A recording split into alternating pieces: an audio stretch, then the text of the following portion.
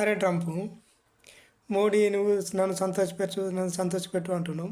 నువ్వు మోడీకి ఏమన్నా బామ్మర్ది అవుతావా రా భయ్? మోడీ గారికి నువ్వు బామ్మర్ది అవుతావా? మోడీ నేను సంతోషపరచడానికి నువ్వు రా. ఇదేమన్నా సిరియా, పాకిస్తాన్ అనుకుంటున్నావా? పాకిస్తాన్ అనుకో, నీకు బంకర్ మునిగా నేను సంతోషపరుస్తాడు, లేకపోతే షాపా షరీఫ్గా నేను సంతోషపరుస్తాడు. మోడీ నేను సంతోషపరచాడు ఏందిరా భయ్? ఏమన్నా అంటే యుద్ధాలని నేనేప మోడీ చెప్తలేడు. అది నీ ప్లాన్ అంతా గది. యుద్ధం నేనే ఆపానంటే నీకు మంచి సంతోషంగా వస్తుంది, నీకు నోబెల్ బహుమతి వస్తుంది. మరి పిచ్చి నా కొడుకు, యుద్ధాలని నువ్వు ఎక్కడెక్కడ యుద్ధాలు చేసుకుంటా యుద్ధాల పని అంటున్నావు అందరా. నేను సంతోషపరచడం ఏంది? ఇదే వెనుజులా అనుకుంటున్నావు? వెనుజులా మీద దాడి చేసి వెనుజులా అధ్యక్షుడిని పట్టుకొని పోవడానికి ఇదేమన్నా ఇండియా ఏమన్నా వెనుజులా అనుకుంటున్నావా? న్యూ ఇండియా నువ్వు తాట తీస్తారు కొడక నీది అనుకుంటున్నావు. కానీ వెనుజులా పోయి వెనుజులా అధ్యక్షుని పట్టుకొని పోయినట్టు అనుకుంటున్నావరా? అదే పని పుతిన్ ఎప్పుడో చేసేది ఉండరు. పుతిన్ తప్పు పని చేసిండు, కానీ పుతిన్ అప్పుడు చేస్తే పుతిన్కి అప్పుడు తప్పు అయిపోతుండే, అంతరాష్ట్రాల మూలంగా కష్టమవుతుండే. ఇప్పుడు పుతిన్కి నువ్వే మంచి ఛాన్స్ ఇచ్చినావు. పుతిన్ కూడా ఉక్రెయిన్ మీద పడి బస్ ఉక్రెయిన్ తుక్కు చేసేసి బస్ ఆ జెలెన్స్కీ కానీ కుక్కను పట్టుకొని పోయినా అనుకో, గప్పుడు నీకు ఏర్పడుతుంది. ఎంతసేపు రా పుతిన్ పట్టుకపోవాలంటే అంతరా రాష్ట్ర ఉల్లంఘన అవుతుంది అనుకుంటేనే అట్లా ఆగిండు, కానీ లేకపోతే ఇంతవరకు అయితే ఎప్పుడో పట్టుకొని పెట్టాడు. ఇప్పుడు నువ్వు ఛాన్స్ ఇచ్చినావు కదా, ఇప్పుడు లేపిస్తాడు చూడు. జెలెన్స్కీ కానీ తుక్కు కుక్కను కొట్టి పట్టుకొని పోతాడు చూడు నువ్వు. బంకర్ మునీర్ గారి దగ్గరకు బంకర్ మునీర్ కానీ నాకు అలా హుజూర్ నువ్వేం చెప్తావు, హుజూర్ సార్ అని నీ ఎంట తిరిగటం అనుకుంటున్నారా? మోడీ అంటే నువ్వు తిరిగాడు, నీ అంటే మోడీ తిరిగాడు. నువ్వు 50% తారీఫ్ ఇస్తా వేసినావు కదా, తారీఫ్ వేసినావు కదా. 50% ఇస్తా ఏమైనా ఇండియా భయపడతా అనుకున్నా? నువ్వు 50% కాదు 100% వేసినా కానీ ఇండియా భయపడేది కాదు, వెనకకు తగ్గేది కాదు. నువ్వెంత నీ లెక్క ఎంత బే? నువ్వు ఎందుకంటే నేను ఒకటి ప్రపంచంలో పెద్దన్నగా నేను భావిస్తున్నాను, కానీ గంతే తప్ప నీకు ఒకటి మర్యాద ఇచ్చేది ఏం లేదు. నీకేంద్ర మర్యాద ఇచ్చేది? డంపు కుక్క. ఈ డ్రంపు ఈ దేశం మీదకి పోయి ఆ దేశం మీదకి పోయి వీనిదంతా ఒకటే. ఎక్కడెక్కడ వేరే మేరణాలు ఉన్నాయి, గ్యాస్ నిల్వలు ఎక్కడ ఉన్నాయి అవిట్లని చూస్తావు. ఫస్ట్ గ్యాస్ నిల్వలు ఉన్నాయా, ఏదో అంకబెట్టి వెనుజులని కావాలనుకుంటే వాళ్ళని తీసుకొని పోయినావు.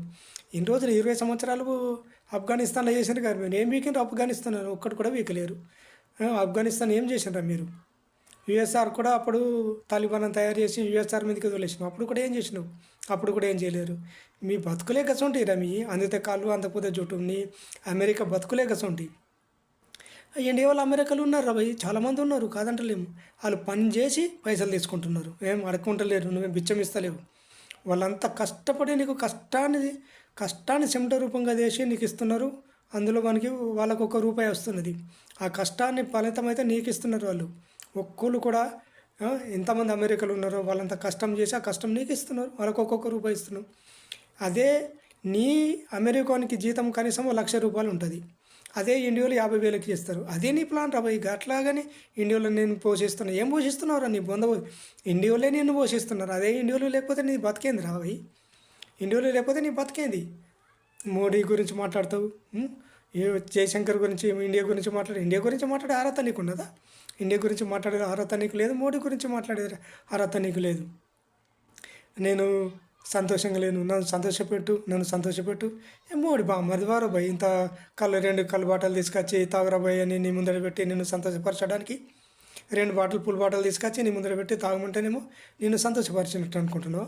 మోడీ బామ్మర్ది అయితేనేమో నీకు మంచిగా 2 బాటలు తీసుకొచ్చి సంతోషపెడుతుండే. 2 బాటలు తీసుకొచ్చి తాగురా భయ్ అని కుక్కకు పడేసినట్టు పడేస్తుండే, తాగుతుంటే కుక్క తిరిగా. అదే కావాలా నీకు?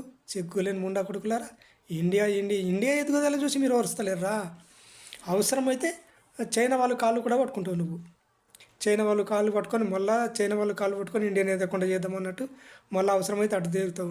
ఇక పాకిస్తాన్ అయితే ఇక ఆయన చేతులు ఉంచుకున్నావు కదా.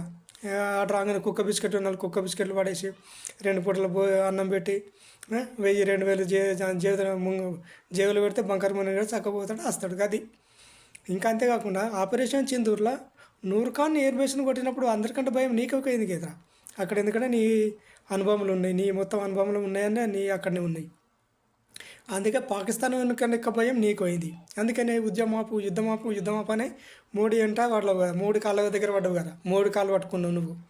మోడీ కాళ్ళు పట్టుకునేది నువ్వు, యుద్ధం ఆపమన్నది నువ్వు. ఆ?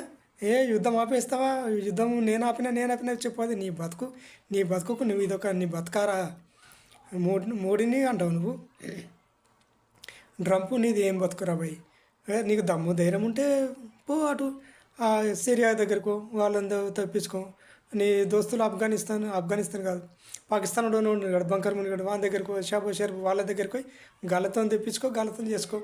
ఇంకా బంగ్లాదేశ్ కూడా ఉంది ఇక నీకు. ఇప్పుడు బంగ్లాదేశ్ కూడా నీకే ఉంది ఇక. ఆ బంగ్లాదేశ్ దగ్గరికి పోయి వాళ్ళతో చెప్పించుకో. ఇంకా అట్లా చేయి. కానీ ఇండియా జోలికి వచ్చిన వెంటనే నీకు కూడా నీ తాట తీస్తారు, గుర్తుంచుకో.